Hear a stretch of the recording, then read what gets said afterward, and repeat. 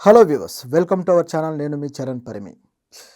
పోలీసులు ఇప్పుడు మళ్ళీ కాళ్ళబేరానికి వచ్చారు. అదేంటి పోలీసులు కాళ్ళబేరానికి రావడం ఏంటి అనుకుంటున్నారా? ఎప్పుడు కూడా ప్రజల్ని కొట్టడమో లేదా ప్రజల్ని దండించడమో పెట్టుకునే పోలీసులు ఇప్పుడు వాళ్ళు కాళ్ళబేరానికి వస్తే ఇది చాలా ఆశ్చర్యంగా అనిపిస్తుంది కదా. ఎస్, ఏపీలో పోలీసులు గత ప్రభుత్వంలో వాళ్ళు ఏ విధంగా ప్రవర్తించారు ఏంటి అనేది మనం అనేక మీడియాల్లో చూసాము, అనేక వార్తల్లో చూసాము. సో ఇప్పుడు వాళ్ళ ప్రవర్తనకి వాళ్ళు జవాబుదారీగా వాళ్ళు క్షమాపణ చెబుతూ ఇప్పుడు ప్రభుత్వంలో ఉన్న నాయకుల్ని కలుస్తూ ఉన్నారనమాట. క్షమాపణ పత్రాలు రాసి వాళ్ళు సమర్పించుకుంటున్నారు. సో ఈ పోలీసులకు ఇలాంటి దుస్థితి, ఇలాంటి పరిస్థితి వస్తుందని ఎవరూ ఎక్స్పెక్ట్ చేసి ఉండరు. ఎందుకంటే పోలీసులు అనేది ఒక గవర్నమెంట్ వ్యవస్థ, రక్షణ వ్యవస్థ. సో వాళ్ళు ప్రజల రక్షణ కోసం అని కాకుండా నాయకుల శ్రేయస్సు కోసమే పనిచేస్తూ పోతే చివరికి ఇలాంటి కాళ్ళబేరానికి రావాల్సి వస్తుంది, కాళ్ళు పట్టుకోవాల్సి వస్తుంది. సో ఇంత దుస్థితికి వాళ్ళు ఎందుకు రావాల్సి వచ్చింది అనేది మనం ఒకసారి గమనిద్దాం.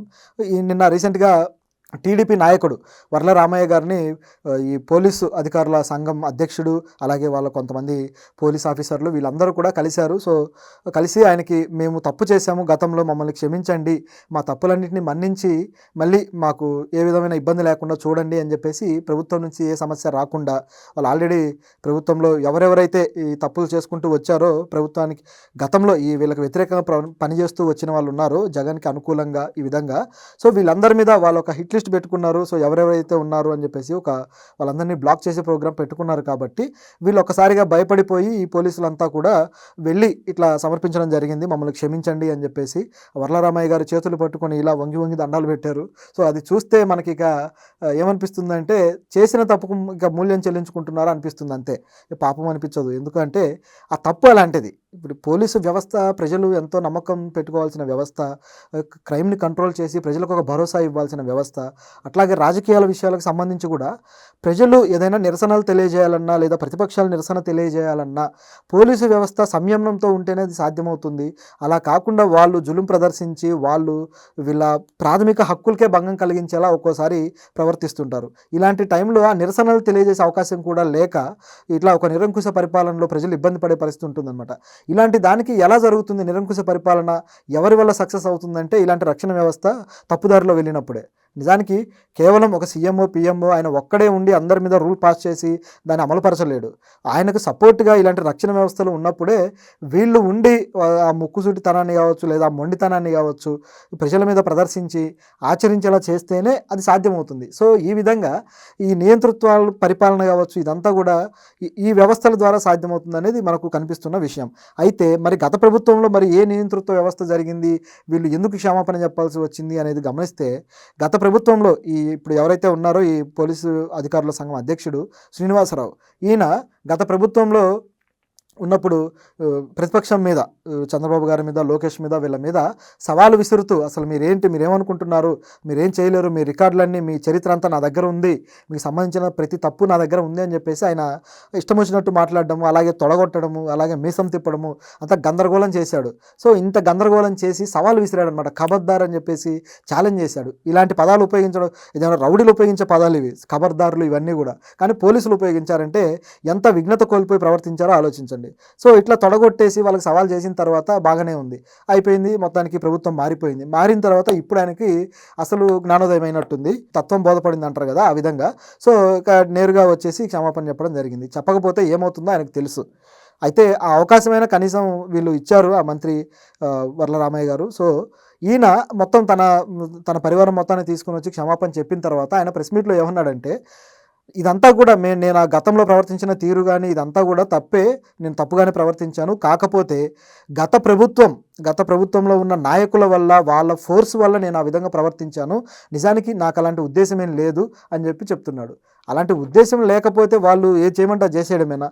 ప్రభుత్వ అధికారులు ప్రభుత్వం కోసం పనిచేస్తూ పోతే ప్రజల పరిస్థితి ఏంటి? ఆ రెస్పాన్సిబిలిటీ ఎవరు తీసుకుంటారు ప్రజల విషయంలో? ఇది ఆలోచించాలి కదా.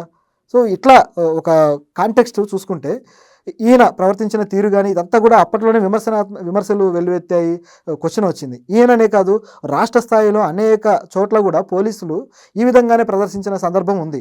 అయితే ఇప్పుడేదో కరెక్ట్గా ఉంటారని కాదు, ఇప్పుడున్న ప్రభుత్వానికి అనుకూలంగా మారిపోతారు. ఇప్పుడు వీళ్ళు ఏది చెప్తే అది చేస్తారు. ఇప్పుడు కూడా గత ప్రభుత్వం ఏదైతే ఉందో ఇప్పుడు ప్రతిపక్షంగా ఉన్నది వాళ్ళ మీద జులుం ప్రదర్శించక తప్పదు, ఇప్పుడు వాళ్ళని కంట్రోల్ చేయక తప్పదు. నిన్న అదే జరిగింది వినుకొండలో. జగన్ని ముందే ఆపేయడం జరిగింది. తర్వాత ఆయన వెనకాల ఎవరు రావద్దు, ఆయన వెనకాల ఎవరు కూడా మొబలైజ్ కావద్దు అని చెప్పేసి ఆపేసి 144 సెక్షన్ ఉంది కాబట్టి కేవలం కొంతమందిని మాత్రమే అలౌ చేయడం జరిగింది. సో ఎవరు ఏది చేస్తే తిరిగి వాళ్ళకి అదే వస్తుందన్నమాట. ఆ విధంగా జరిగింది. సో గతంలో ఇట్లాంటివే చంద్రబాబు గారిని ఎయిర్పోర్ట్స్లో ఆపడం జరిగింది. అట్లాగే ముఖ్యంగా ఈ పవన్ కళ్యాణ్ అయితే వైజాగ్లో నిర్బంధం చేయడం జరిగింది హోటల్లో. సో ఈ విధంగా చేసుకుంటూ వచ్చారు. అనేక చోట్ల ఎలక్షన్ క్యాంపెయినింగ్లో అయితే మంత్రులు, ఎమ్మెల్యేలు కూడా చొక్కాలిప్పి రోడ్ల మీద హల్చల్ చేసి వాళ్ళని ఆపేస్తే, రాళ్ళు రువితే కూడా ప్రతిపక్షాల మీద అడ్డుకున్న వాళ్ళు లేరు. మారుమూల గ్రామాల్లో కూడా జరిగాయి ఇలాంటివి. సో ఇంత ఘోరం జరుగుతూ ఉంటే, పైగా ఎవరన్నా ఎమ్మెల్యే కానీ, ఎంపీ కానీ, ఇలాంటి వ్యక్తులు కానీ ఏదైనా గ్రామానికో లేదా ఏదైనా నియోజకవర్గం హెడ్ క్వార్టర్కో వస్తే ఒక్కసారిగా ఈ పోలీసులు స్టేషన్లో ఉండేదే ఒక 20 మంది పోలీసులు ఉంటే, దాదాపు 19 మంది పోలీసులు ఈయన వెనకాల ఎస్కార్ట్కి వెళ్ళిపోతారు. కేవలం ఒక పోలీసు ఉంటారు స్టేషన్లో. కేసులు తీసుకునేది ఎవరు, రాసేది ఎవరు, చివరికి ప్రజలకి ఆ క్రైమ్ను కంట్రోల్ చేసేది ఎవరు? ఎన్ని సమస్యలు. సో పోలీసు వ్యవస్థ కూడా నాయకుల వెనకాల తిరుగుతూ ఉంటే పరిపాలన, ఈ సిస్టమ్ ఎలా బాగుపడుతుంది? ఇట్లా పోలీసుల మీద ప్రజల్లో ఆల్రెడీ సగం నమ్మకం చచ్చిపోయింది. అక్కడికి వెళ్తే న్యాయం జరగకపోగా ఇంకా సమస్య పెద్దదవుతుందనే నమ్మకం ప్రజలకు ఏర్పడుతున్న టైంలో ఇలాంటి పోలీసులు, ఇలాంటి వాళ్ళ వల్ల మరింత సమస్య పెరిగేదే కానీ తగ్గేది కాదు. జగన్ కొన్ని వ్యాఖ్యలు చేశాడు కదా, ఇది పోలీసు వ్యవస్థ యొక్క వైఫల్యం అని చెప్పేసి. సో ఆయన వ్యాఖ్యలు చేయడంతో ఇప్పుడు మళ్ళీ వీళ్ళు రియలైజ్ అయ్యారు, జగన్ వ్యాఖ్యలను నేను ఖండిస్తున్నాను, ఆయన అలా ఎలా చేస్తాడు అని చెప్పేసి ఇప్పుడు ఖండిస్తున్నాడంట. ఈ ఖండన ఏదో ముందే చేసి ఉంటే ఈ పాటికి ఇలాంటి పోలీసుల మీద ఈ వ్యతిరేకత కానీ ఇదంతా రాకుండా ఉండేది, వీళ్ళకి దుస్థితి రాకుండా ఉండేది, కాళ్ళ మీద పడాల్సిన దుస్థితి. సో మొత్తానికి ఏదో సమస్య అయితే సమస్య పోయింది. ఇక నుంచైనా ఇప్పుడు మళ్ళీ ఈ ఖండనలు మొదలుపెట్టేసి మళ్ళీ టీడీపీకి తొత్తుగా పనిచేసి టీడీపీ ప్రభుత్వానికి వాళ్ళు తొడగొట్టమంటే మళ్ళీ తొడగొట్టి ఇదంతా ఫూలిష్గా ప్రవర్తించకుండా ఇప్పుడైనా నిజాయితీగా ప్రవర్తిస్తే బాగుంటుంది అని చెప్పేసి మనం చెప్పక తప్పదు. సో ఇట్లా ఉంటే ఆయన దీంతోపాటు అసలు తొడ ఎందుకు కొట్టారనే ప్రశ్న కూడా వచ్చింది మీడియా నుంచి. అసలు తొడలు కొట్టడం ఏంటి, ఖబర్దారులు ఏంటనే క్వశ్చన్ వస్తే దానికి ఆయన చెప్పిన సమాధానం, మాది రాయలసీమ ప్రాంతం, సో మా ప్రాంతంలో తొడగొట్టడము, సవాల్ చేయడము, మీసం తిప్పడం అనేది చాలా క్యాజువల్గా చేస్తాం మేము, సో కాబట్టి అది అలా వచ్చింది అంట. ప్రభుత్వ ఆఫీసర్ తొడలు కొట్టడం క్యాజువల్ ఏంటి? ఇది ఆలోచించాల్సింది. సామాన్యులు రోడ్డు మీద ఉండేవాళ్ళు లేదా వాళ్ళు ఏదైనా వ్యక్తిగత కక్షలు ఉండేవాళ్ళు తొడలు కొట్టుకుంటే అది వేరు. ఈయనకు వ్యక్తిగత కక్ష లేదు, అదే చెప్తున్నాడు మళ్ళీ దాంట్లో కూడా, మాకు వ్యక్తిగత కక్షలు ఏమి ఉండవండి, మేము ప్రభుత్వం ఏది చెప్తే చేయాలి, ఆ విధంగా ప్రవర్తించాము అని. వ్యక్తిగత కక్షలు మా బైలాస్లో కూడా అట్లా ఉండదు అది ఇది అని చెప్తున్నారు. సో బైలాస్ను సరిగ్గా పాటించాలి కదా, మరి పాటించకుండా అంతా అయిపోయిన తర్వాత ఇప్పుడు వచ్చి మా రాష్ట్రంలో మా పద్ధతి మా ప్రాంతంలో ఇలా ఉంటుంది అని చెప్పడం ఆశ్చర్యంగా ఉంది. సో మొత్తానికి తప్పు అయితే తెలుసుకున్నారు, దాన్ని అయితే హర్షించాలి మనం కూడా. సో కాకపోతే భయంతో వెళ్ళారని కూడా కనపడుతుంది. సో ఇక నుంచి జాగ్రత్తగా ఉంటే బాగుంటుంది. ఈయననే కాదు, రాష్ట్రంలో ఇప్పుడు ఆల్రెడీ గత ప్రభుత్వంలో వాళ్ళకు సపోర్ట్ చేసిన పోలీస్ ఆఫీసర్లు ఇప్పుడు ఈ ప్రభుత్వంలో కూడా ఉన్నారు. ఒక ఐఏఎస్ ఉన్నారు, అట్లాగే ఐపీఎస్ కూడా. ఇప్పుడు డీజీపీ ఎవరైతే ఉన్నారో ద్వారకా తిరుమలరావు, ఈయన కూడా గత ప్రభుత్వంలో వీళ్ళ మీద విమర్శలు చేసినోడే.